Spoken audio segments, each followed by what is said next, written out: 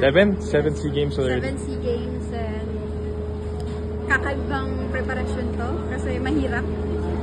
Alam niyo naman na medyo naging laylo ako sa after Olympic qualifying sa Paris. Then now, preparing for Thailand again.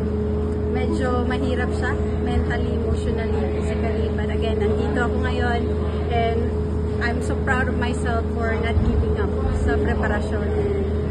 I'm just so proud na representing Philippines. Yung pressure po ba is still the same heading into the SEA Games, or this is more for you na to enjoy mas kalmado pagpasok ng competition tomorrow? Actually, during the preparation, iniisip ko yung expectation sa akin. Ang pressure is so high.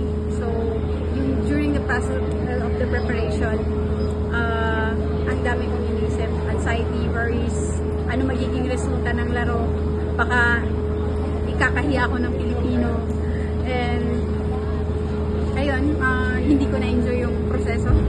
Pero ngayon, nilet go ko yun.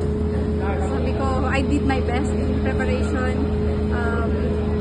I will still do my best sa laro and enjoy seeing friends, enjoy representing Philippines, and one thing I know, I will do my best for the Philippines. And of course, you are an icon. May mga lumalapit even from Germany.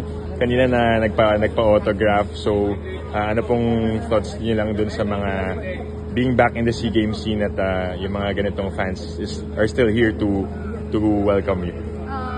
Thank you. Thank you for coming here and watching our competition, or my competition. Thank you for believing in me. And thank you na nandyan kayo para mag-cheer sa competition ko. And yeah, I will do my best to give a good competition tomorrow. Lastly po, may mga teammates pa kayong magko-compete. Kanina si Rosie, unfortunately, di siya nakakuha ng podium. She was very sad about it.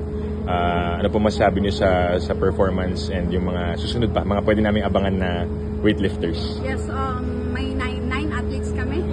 And gusto ko lang sabihin na in the whole preparation, alam kong ginawa niyo yung best niyo.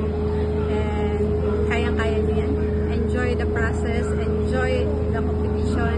And nandito lang kami para sumigaw para sa inyo.